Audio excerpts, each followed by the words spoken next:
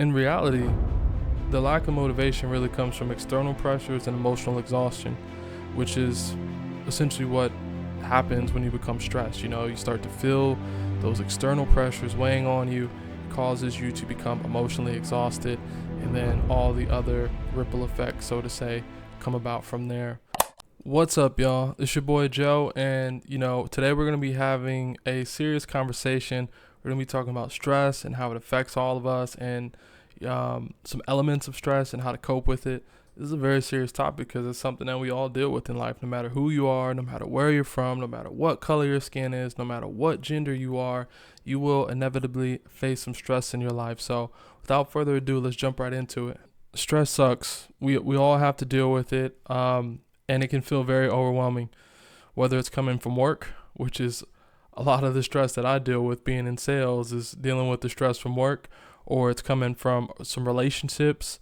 Not gonna lie, my kids be stressing me out a little bit, or it's coming from any other form of responsibility. It's just a fact of the matter that a stress is a part of life.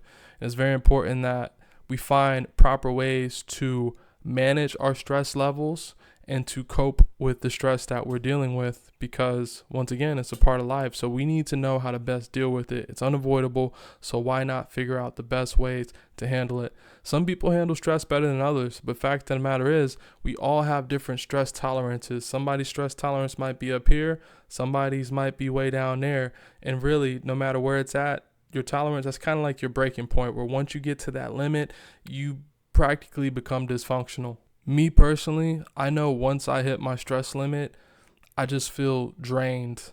I feel completely detached and disconnected from everything around me, and I just feel really tired, and I just want to lay down and just not be bothered. And maybe that's a common response, but that's a good thing, is to know kind of how you feel once you hit that peak stress level. One of the things that I hate most about stress is once I hit that point of where it really drains my energy, there's a ripple effect. And for me, that ripple effect is I start to lose motivation because my energy's gone. And for people who are similar, you know what that's like. You feel drained, now your energy's gone, and we need our energy in order to accomplish the things that we want we need to accomplish throughout our day, whether that be working on our business or just simply cleaning the kitchen or taking care of the kids. It doesn't matter. We need our energy.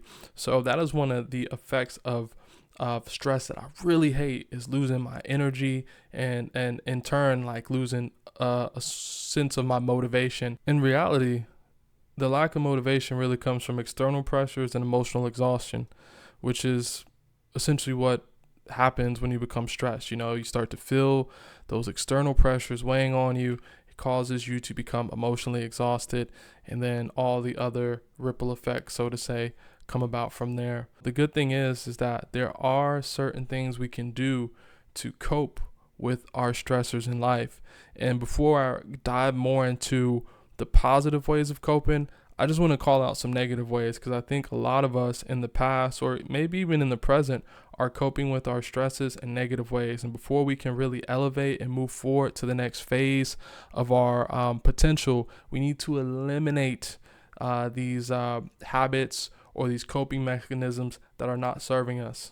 I'm going to use myself an example, because at the end of the day, I want to be honest and transparent with y'all. I want to let you know the mechanisms that I've coped with in the past that were negative, and even some presently today that I'm aware of that could be improved upon. And I think this will resonate because I'm sure a lot of you guys probably have similar coping mechanisms or have had similar coping mechanisms. In the past, drinking was one of my coping mechanisms. And I know this is a mechanism for a lot of people who are under pressure day to day. They, take the edge off with a nice little drink. And that drink isn't so nice when it becomes a habit, and that habit turns into alcoholism, and you start to fall deeper down a rabbit hole that is not serving you, and it becomes detrimental to your life. Elephant in the room right there. That is, if you are drinking to overcome your stress and the problems in your life, that is something that needs to be resolved ASAP. I pray for you. That is not a good mechanism. Also, back in the day, I talk about this in one of my previous videos. I used to smoke, the herb, the marijuana I used to smoke. And A lot of people say it's not a problem with that. The problem with marijuana for me, and to be honest, I think is a problem with a lot of other people, but they might not admit it, is it makes you too comfortable with being comfortable. Now, having a lack of motivation is one thing, but if you're using a substance to take the edge off and that's making you comfortable with being comfortable, that's a problem, because at that point, you're not getting that motivation back that you need. You're just becoming okay with the fact that things are not okay. So smoking, drugs, any substances, not a good coping mechanism at all, in my opinion. Here's another one, probably a controversial one, and this is one that I will still do today, albeit not as much as I used to, but video games. Yes, I still play video games. I don't do it nearly as much as I used to because I have become more motivated and more intentional about stepping in my purpose and having an impact in life. But when stress gets too high and I just need to get out of this world, the way I do it is I'll hop on an RPG and play for a couple hours. But then a couple hours will turn into me wanting to beat the game. So that turns in from a 2-hour night to like putting 40 hours in a week on a video game. And then I look at the time that I spent on that game and I'm like, damn, that was 40 hours. You could have been reading a book or working on your business or helping somebody else out or spending time with your wife or your kids. So honestly, any coping mechanism that causes you to waste your time, which is your most precious asset, it's a dub. Don't do it. Get rid of it. Other negative coping mechanisms, we already touched on substances, we touched on video games. Same thing, TV. If you're sitting up watching Netflix the whole time a lot to get out of a funk, look, I don't think there's nothing wrong with maybe having a drink to take the edge off if you can handle it. I won't never recommend substances just because I've been down that rabbit hole and I think it was a waste of time. When I say substances, I mean like marijuana and like any other quote unquote drug, right? If you want to play a game for a little bit to take the edge off, not bad. Just don't get sucked into it. Same with Netflix or TV. If you want to watch a little TV to take the edge off, that's cool. Just don't fall down that Netflix rabbit hole and start wasting your time. So anything that causes you to be comfortable with being comfortable, negative, anything that causes you to waste your time, once again, TV, video games, not good coping mechanisms. And real quick, something I want to highlight is when I say comfortable with being comfortable, you guys got to understand, I don't necessarily consider comfortability a good thing. I mean, yes, you want to be comfortable in life, but the issue is people as humans, once we get comfortable, we stop pushing ourselves. The hardest a person will ever pray is when they're down bad. The hardest people will ever work is when they're not doing good and they're down bad. But once they get comfortable, it's like, all right, take the foot off the gas, don't push no more. So when I say when anything that makes you comfortable being comfortable, it's no bueno, because we should never be too comfortable in life. We should always be striving to be better. Okay, so next I'm going to touch on positive coping mechanisms that I personally recommend. I know everyone has their own, but these are things that I do now to help me take the edge off. So instead of playing video games, I'll pick up a book. It's very calming, it's very relaxing, and also it's very educational. I mean, for me at least, because I like to read self-growth, self-help books, business type books. So it's serving like this dual purpose of helping me to be calm and to be relaxed while also accelerating me forward in a positive way. So reading, amazing way to take the edge off. Now, everyone doesn't like to read, so maybe it doesn't have to be a book. Maybe it could be like a blog or something, or a comic or something like that. But I think it's a good one. To be honest, this isn't for everybody. In my opinion, it should be, but I know everyone isn't religious. But my number one way of positively coping with stress is to pray. I swear, when I get on my knees and I pray to God and I ask Jesus to take the weight off of me because my cup is heavy, my burden is heavy, it's like I become instantly lighter. Like I just become, all the weight just lifts off of me immediately. And I know it might sound corny, it might sound cliche, but I'm telling you for facts, like that's just how it works for me. And I don't think I'm always doing it like I should be doing it. And that's something that I'm working on as a Christian, is to come to the Lord anytime I have a problem or anytime I feel that I'm getting overwhelmed, because without failure, my burden becomes a lot lighter. So if you're a Christian, if you're someone who believes in the faith, then I'm putting that out there as your number one coping mechanism. You should be praying. Another great coping mechanism that I really enjoy is exercise. This is a way to instantly get in a better mood as well. You go to the gym, you lift some heavy weights, you go for a good run. I mean, it works like a charm. And also it serves that dual purpose of working with your health to improve your health. And it's just overall a good way to cope with stress. I think chemically there's some type of endorphins that activate when you exercise, when you have a really good intense exercise. So I highly recommend it, especially if you live an inactive lifestyle, to get out there, go for a walk, go for a run, go lift some weights. You will instantly feel better. It's way better than damaging your body with substances, alcohol. Exercise is a great one. So I would say those are my top: pray, read books, exercise, and spend time with good friends and family. Sometimes when we get too stressed out, we might isolate ourselves. So finding someone that you really enjoy being around and spending time with them can also lift your spirits up. But just be careful, because you don't want to be a downer to somebody else. You don't want to drain somebody else's energy, leech off somebody else's energy. So if you choose to be around someone when you're stressed out, just try not to be a downer, but enjoy their company and reap the benefits of having someone you love and enjoy around you. Just to note, part of maturing is realizing that you have to break negative cycles of coping that are really keeping you in that loop of remaining stressed. When you find more positive ways to cope, you can break that stress loop and progress into a better space. Once again, stress is inevitable, come back around, but you'll cope with it positively, and you'll be stressed a lot less longer than you would be if you're choosing negative coping mechanisms. This next portion I really want to dedicate towards the men watching this, because at the end of the day, I think we tend to have really bad coping mechanisms because we're taught from a very young age to not be emotional.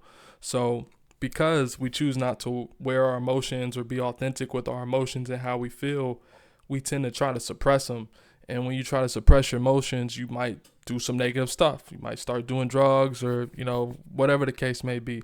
Might start sleeping around to prove how masculine you are. I don't know. But the point I'm trying to make is that as men, we need to learn how to be still in the chaos.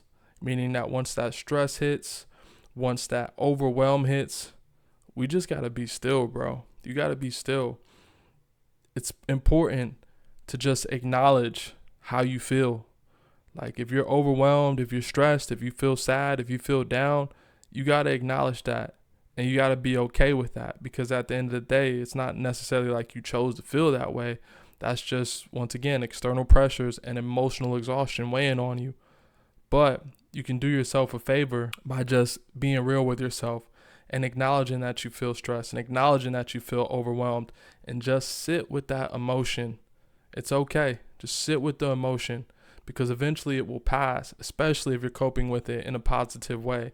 So to my fellas watching this, don't fall into negative loops because you're trying to deny how you feel. Accept it. It's life. Just accept it. Sit with that emotion. Be still in the chaos and let time and positive reinforcement do its job. It's really important that you trust yourself to have the strength to weather the storm that you're going through, to overcome the stress. And if you are religious, if you believe in God, you believe in Christ, even better yet, trust in Him. He'll get you through it. But if you're not at that point in life yet, then at the very least, trust in yourself to overcome the situations we're going to. We're losing a lot of good people every day due to them choosing when they want to exit.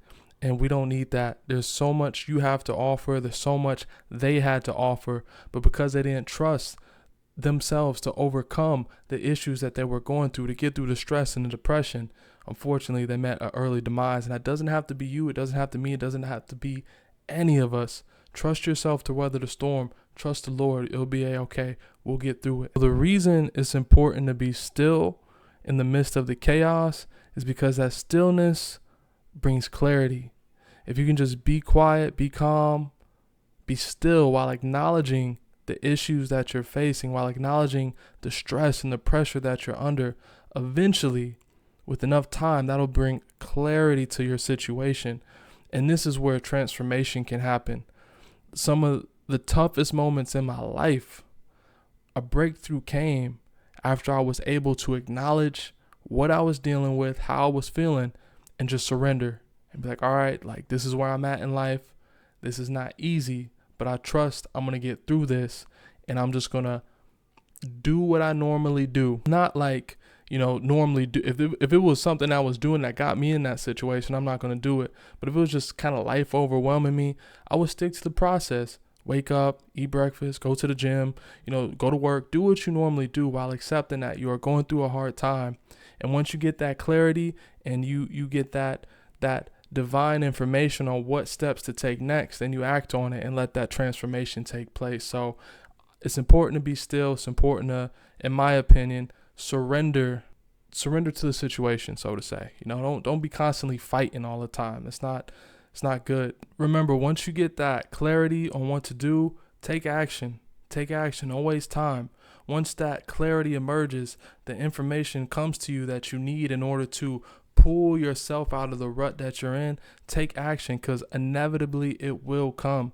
Life is all ebbs and flows. It's ups and downs, and sometimes you're up longer than you're down. Sometimes you're down longer than you're up. But I know one thing for sure in my 33 years of life is that there's times where you're up and there's times where you're down. And when you get to that point where you know what to do next, be sure to take action on that. Do not waste any time, because this is your ticket to relieving that stress, to alleviating the spiritual aches and the pains of your life that are keeping you bound in stress and frustration. Bear in mind, when I say take action, this doesn't mean to force things.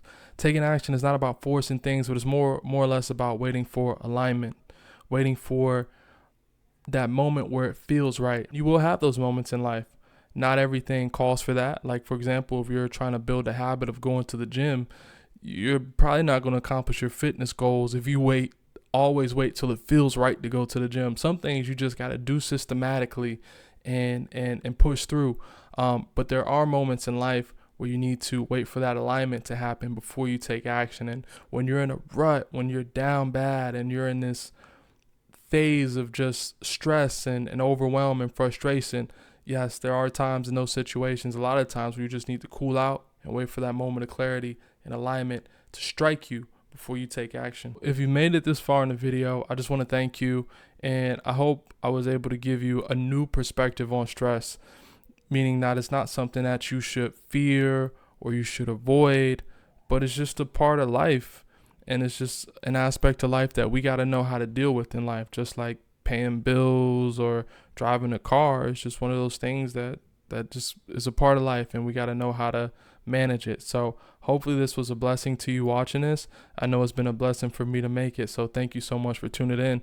If you are going through a hard time in life, you have my prayers. I pray that God helps you to overcome whatever issues you're facing in life, whatever mountains that are standing before you. I pray that you have the strength to climb them. I pray that you have the resolve to be still and wait for that moment of clarity and alignment, so you can attack these situations in life that are making you feel small or weighing you down. I know it's only a matter of time before whatever you're facing in life, and heck, even what I'm facing in life, my life isn't perfect all the time. I have even situations right now that I'm dealing with that kind of weigh me down a little bit. I pray that you overcome, that I overcome, that we all overcome, so we can reach our full potential and make an impact in life, right? Because you know what I love to say, it's not so much about me, it's about everybody.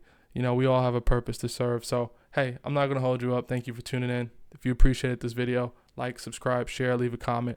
I would appreciate that. Peace out.